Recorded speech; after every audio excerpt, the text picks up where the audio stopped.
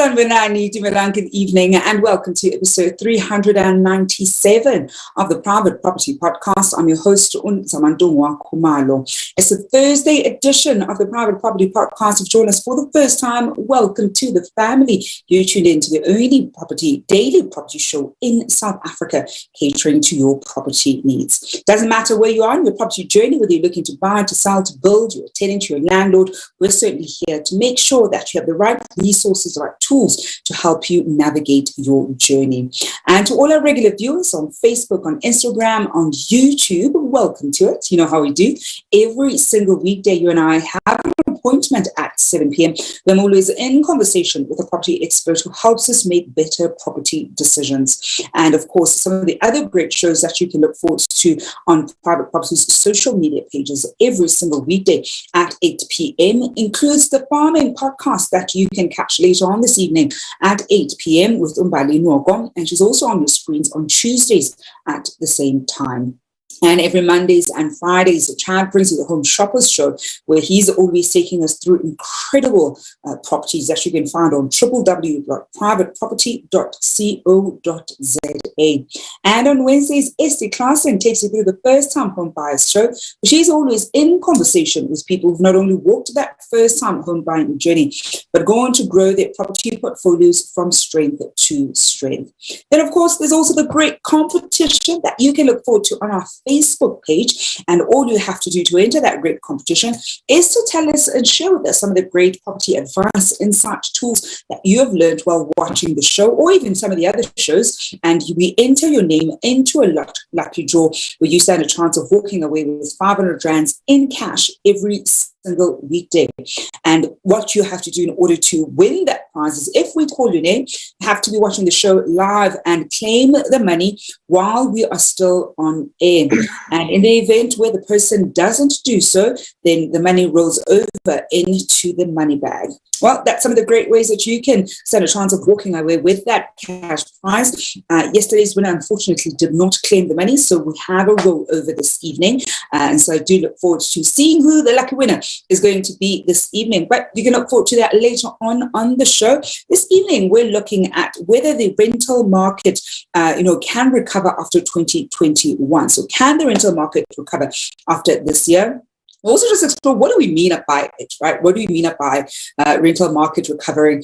I know that tenants have probably enjoyed the state of the rental market, certainly more than, landlords, many landlords complaining about the inability to raise rentals and sometimes having to even decrease, what they were previously charging. And we're also going to look at some of the ways that you can potentially spot a rental scam. We're seeing quite a lot of that. It is the festive season. I know that many people who want to move in, their properties in the new year are going to want to get the finances right this side of the year, sort of in the new year. So you want to watch out for that as much as possible. And of course, some of the different trends that we've already spotted in the rental market this year. And to help us get a good sense of, navigating the rental market in the year that was, and certainly the year that we're preparing for, I'm joined this evening by Sheree Von Widdern, who is the head of residential rentals at Renprop. Sheree, thank you so much for joining us this evening. Thank you, Zama. Sheree, I think when we look at, the rental market, we're talking about it recovering, whether or not it's going to recover in 2021. before we even look at whether or not it can, what do we mean when we talk about, rental market recovery? Because I'm sure there's certainly some people who are thinking, wait, was there something wrong with it? What does it need to recover from? Perhaps they're slightly out of the loop. We can't take these things for granted. I think sometimes people like using jargon, and we're not all quite in the loop about, what the market behavior actually means.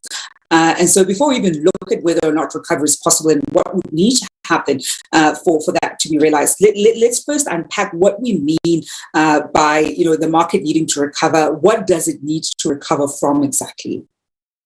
So COVID obviously has hit all of us really, really hard. It's been a market that has taken a lot of learning, a lot of adjusting. Unfortunately, what we've seen is we have seen an increase in fraudulent applications.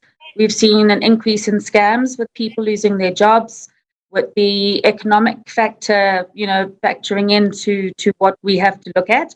It's hit people where it counts, and that's unfortunately been in the pocket. So that's where the recovery needs to come in. We need to once again start adjusting rentals so that we can start pushing rentals up again for our landlords, because that pocket has hit the landlords as much as it has with the tenants as well. And I think, you've already touched on something that I wanted us to explore earlier, but I think let's get it out of the way. That is, of course, the scams that we're also seeing. I think let's probably just give the top tips for what people should be looking out for in terms of scams, or the different ways also that some of these rental scams, sometimes end up looking. Because I think you may see a post on, privateproperty.co.za, and we know that scammers also use very credible platforms in order for them to scam. So it's not that you're seeing, a random tweet from, let's say, a new account. They use credible platforms to advertise, and ultimately, and more often than not, sometimes they can even use an agency. Sometimes the owner, are going to be the ones who say, no, I'm putting my own property up. And there's nothing that's a red flag from an owner posting an ad on any platform, because some owners, of course, DIY their property portfolio. So what are some of those telltale signs of a potential rental scam that viewers at home need to be aware of for the future, and particularly during this festive season? So, Zama, in any time of crisis and of any time where finances are a crunch, obviously, I'm talking specifically now about festive season, you're going to have the ones who need a couple of extra bucks in the pocket. So we've got the tenants who are actually posing as landlords, and we have vice versa. So when you've got the tenants who inquire with a legitimate agency, they set up the viewing, they then arrange a viewing with an outsider who's wanting to view the property. They then make contact with that prospective tenant and tell them that if you want to bag the property, best you pay your deposit ASAP. We all know paying your deposit ASAP is not what any legitimate agency does. We do have a process to follow. You don't pay deposits before you qualify. If you are dealing with a reputable company, you are going to be dealing with a process that's going to take you a while. And by a while, I mean, you're looking at a 24 to 48 hour turnaround. You're not going to be asked in half an hour of viewing to put down a deposit. It's not going to happen. So that to me is one of the first and foremost when it comes to the tenants out there that will be parting with money. And then one of the topics that we are going to be looking at this evening is the fraudulent applications that come in. And, those unfortunately go to the landlords who don't have the know-how, and they then get roped into dealing with an unsavory character. And as we all know, once somebody's in the unit, it's not that easy to get them out. So you want to make sure you're putting your hands into the right, your property into the right hands, so that you've been looked after for the long term. And we're certainly going to be exploring that, shortly, Sheree, something that I know that the landlords also want good insight on what are some of the things that they need to be watching out for. If you're going to DIY it, you certainly need to look out for certain things, and sometimes perhaps use good service providers that help you in that stage, because, doing the due diligence is actually very difficult when you don't even know what some of the things you need to be, looking out for. And so I think as a landlord, it does pay, certainly in the early stages of your portfolio, of your property journey, when you still haven't figured out how to do certain things, to work with professionals who know how to sift through a lot of the noise. I see some of the love that you're getting on our Facebook page. Anelda Everton, glad Churinda, happiness, Maluleka, watching. Farana Siddiqui saying, evening fam, Queens, I'm looking fabulous as always. Your smile. Hey, admin with green hearts. Thank you very much there, Farana. We've also got PTY Limited Spania. I love it when people are watching and engaging us also with the company profile pages that they have, because we also know that this family is a family where, we are watching in our individual accounts, but we're also watching with our property or rather with our business accounts. And so really engaging with those as much as possible. And some of them are, of course, probably in the property space or a service provider in something that is relating to property. So that's absolutely incredible. Now, Sheree, I want us to then look at the service that Renprop provides that helps with, identify, or certainly helps with mitigating the risks associated with scamming. When people think of it, whether you're a tenant side or certainly a landlord side, how does then Renprop come into the picture and assist with that particular risk? So the first steps to take are your application process, and that we've found with the book that we manage, as well as the book that is a placement only, because those are the two different options that you can look at. Those are your ground rules are always where anything in life starts. So if they're not done properly from scratch, you are going to land up with the repercussions later.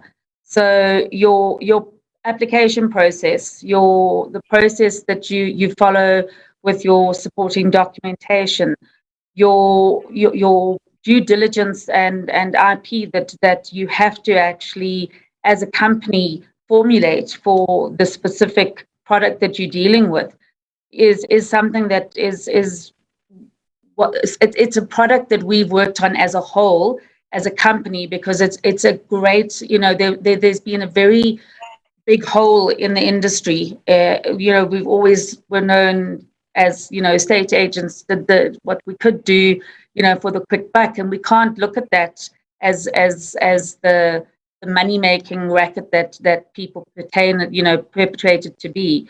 It's a very strong business deal that you have to look at in its entirety as a full qualification for credit when you're doing a rental. It's not, just a quick deal to put together.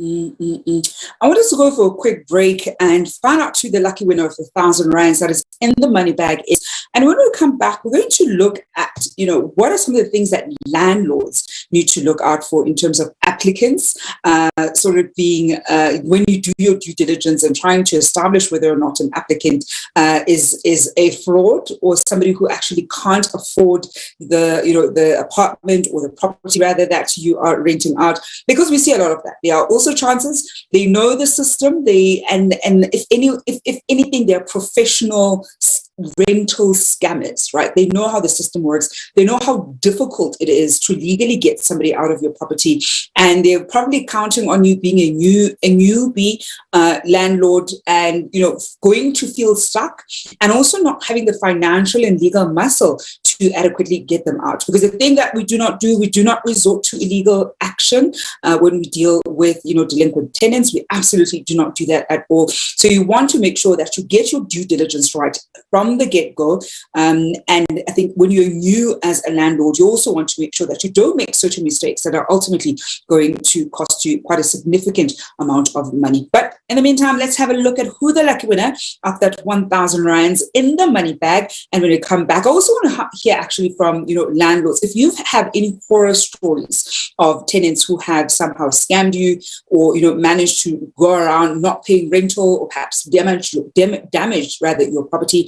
What are some of those stories and how did you resolve it? Please, whatever you do, don't tell us anything illegal that you did.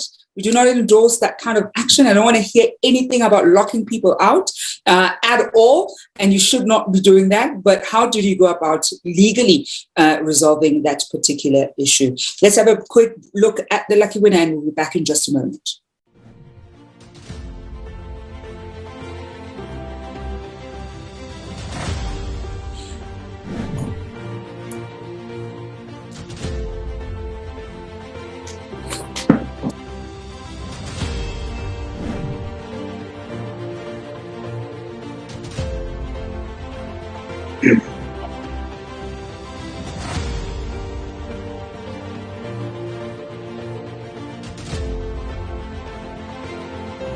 And that lucky winner this evening goes to Rose and Zwane. The lucky winner, 1,000 rands that is in the money bag. I hope that you are indeed watching Rose. Drop us a message to claim the 1,000 rands that is in the money bag. Rose and Zwane, the potential lucky winner.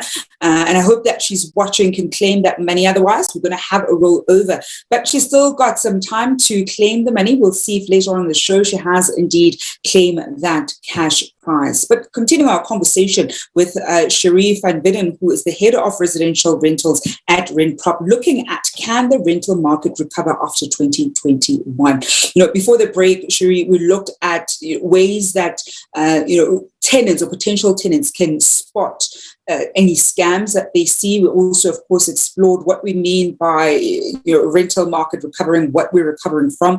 I want us to then look at the ways that landlords can spot a scammer, a tenant who we know is a habitual scammer. And we know of these. I'm in quite a few landlord groups, and some of them have said, look, once they actually started tracing where this person has lived, they saw that this is their pattern. They kind of go around different places, stay a few months, sometimes will pay rent for those first 2-3 months. And after that, stories sort of start coming up. So what should a landlord be doing well when they're doing their due diligence when it comes to, of course, checking whether a tenant is credible or not?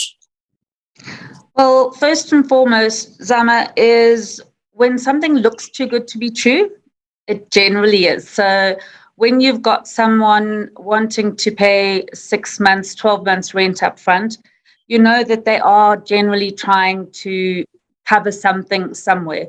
Nobody really wants to part with money that they don't have sitting lying around unless they've got a good reason behind it. And once they're in the property, what generally happens after the 6 months or the 3 months up front is the landlords don't get any further payment. And as you rightly said, to get a tenant out, you have to make sure you follow the letter of the law. And you have to then make sure you do it, the right way from beginning to end. And that just starts costing a lot of money. So do the groundwork the right way and wait and get the right tenant. And then you don't have to sit losing money that isn't necessarily there to be lost at that moment. The application process, we find, is something that a lot of people do see as tedious, whether it's applying for a cell phone or an account or a home. It's having to get all your supporting documentation. And unfortunately, it is something that you do need to insist on, and you need to be able to verify that what you're getting is legitimate documentation. It's something that we have seen a prolific increase in, with more and more applications being processed online. People very seldom come and hand in a original bank statement or pay slips or ID for that matter. So being able to do a scan or a lovely quick put together computer payslip is something that they think that they can pull the wool over your eyes pretty quickly on. So it is something that you do need to have the experience to be able to pick up what you're looking at and where to look for the telltale signs. And in addition to that is to obviously make sure that you are doing the relevant reference checks and credit checks, and being able to take note of what all of that is saying to you and which direction it's pointing you in. And I think, when we also look then at especially the new landlords, because they wouldn't know how certain things look or certain documents that have been, done at a moment's notice. And that's why more often than not, we recommend that you work with a professional, because you don't quite have an eye to spot, some of these things. I think what would be, besides working with, a professional, but what advice would you give to those landlords who, for some or other reasons, still insist on managing their own, tenants from procurement stage right through to actually the day-to-day management? Because of course there are different ways that you can manage your portfolio. Sometimes the procurement, you can outsource that part and then be left with the tenant, and sometimes you also outsource that aspect as well. So any advice for those landlords rather, who want to do it from the beginning to the end when it comes to really sharpening their eye in being able to identify whether they're dealing with a credible individual or not? Without giving away all the secrets of the trade, 20 years of business experience in rentals is why Renprop has actually got that IP in place, and we're able to pick it up. So it is very difficult to give a pinpoint, because it's a wide variety of different aspects. So the one thing I would say to any prospective landlord right now is don't just look at a credit report, because a credit report on its own isn't going to give you enough history. Looking at a simple payslip on its own is not going to give you enough credibility. So you have to look at things very holistically, and unfortunately the telltale signs are things that you only pick up with time and experience. It's not a done science. It's something that you learn over the years, and my agents are trained in a way that they have to be able to pick up everything and anything and to be kept up to date, because unfortunately, like everything in life, every aspect of a fraudulent application is updated quite regularly. So where we would see one pattern over a couple of months, we'll see that the fraud takes another turn for a couple of months. So there's definitely different aspects of it, and doing your own homework unfortunately is something that it's not a rental is not a quick fix to fill your property. It's something that you've really got to take the time to do a lot of in-depth investigating. With all honesty, I often tell my agents that they're actually little forensic scientists, because they have to look for every small little clue. And people used to look at agents and go, oh, well, that's a nice job to do, but it's a very in-depth job to do. It's not a simple case of just popping somebody into a property. You need to look at that person holistically and be able to give your landlord the assurance that you have checked absolutely every avenue. We also see a lot of the reference checks that can be done are obviously telephonic, and that's the other way that we see a lot of HR departments that don't actually exist, that sit on the other side of the telephone confirming employment. So, before you take the first phone number that you get and the first voice that picks up the phone who confirms everything, understand that it is something that isn't as easily to, it's not as easy to confirm as what people would like to think it is. And I think it's such an important one, Sheree, which probably leads me to my next question around some of the trends that at Renprop you've been seeing. I mean, you've already started pointing to what your agents have been doing and some of the trends that you've been seeing. But from a holistic perspective, what have been some of the rental trends in particular that you've seen, whether it's from the demand side from consumers, or certainly from the supply side from the landlords? At the beginning of this year, going into our second post-COVID wave, we noticed that we had a huge supply of rental property, because everything from a sale side obviously went very cold at the beginning of the year.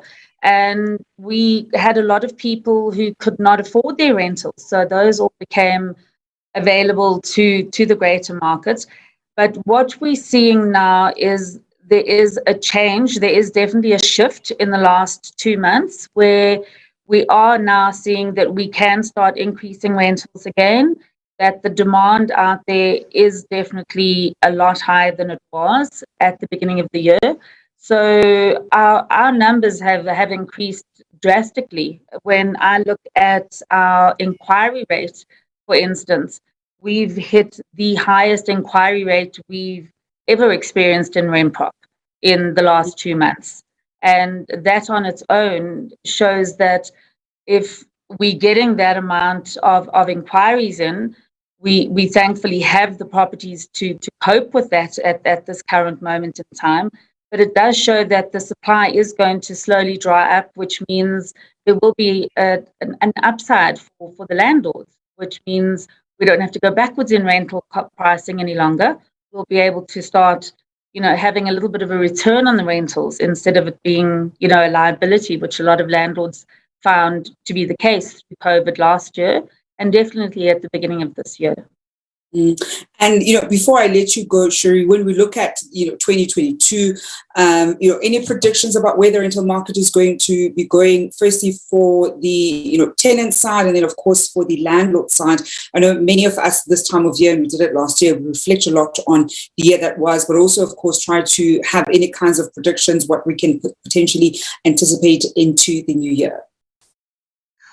We've found, and what we're seeing is there is definitely an upturn in everything property. It's definitely looking up from every aspect, not only the rental market, which is it's a good thing, because property is very indicative of where you are as a country. And I think for us, we were in a very uncertain time with COVID and where the economy was going. But it's definitely shown us that there is a turn, and it's a positive turn, and the rentals are increasing. That means that our landlord base is increasing, our tenant base is increasing, which means ultimately your property is going to increase in value, and you're going to be getting a greater return. So I do see that as a company, we're seeing a lot of positivity. And I think that's a great note to leave it on, that in as much as there's been certainly a lot of lows this year, whether for landlords in particular, I think tenants for the most part have enjoyed a really great market, and they very likely will continue to enjoy that great market. The upturn is coming, and I think landlords need to know to weather those storms, and that's why property is a long-term investment. And there are instances where we go through periods like this, and if anything, if you bought well, if you ran your numbers adequately from the get-go, then you also adequately plan for this particular period where you may have to keep your rental at the same price point for perhaps a few years. And we're not quite there yet. I mean, this is the second year of experiencing this, but you certainly do need to be aware of that. Sheree, it has been such a pleasure to have you with us on the show. Thank you so much for joining us. Thank you, Summer. Thank you so much. Take care. And that is Sheree Von Widdern, who is the head of residential rentals at Renprop, wrapping up the Thursday edition of the Private Property Podcast with myself, Uzamantungwa Kumalo. And I see that Uroz Nzwane has indeed raised her hand. She's been watching us live and has claimed that 1,000 rands that is in the money bag. So we're back at 500s tomorrow. I love it when people are watching and can claim their prize money, especially because it's December. We can all use that little bit of cash. You know, petrol prices going up. Everything is absolutely going up. So I think every little bit of rands, you know, every few rands that you can get to top up your money certainly goes a long way. Well, that's it for myself, Uzamantungwa Kumalo. This Thursday evening, I will be handing over to Umbali Nwako at 8 p.m., who's going to be bringing you the farming podcast. I'll be back on the screens tomorrow at 7. Until then, hope you're staying home and staying safe.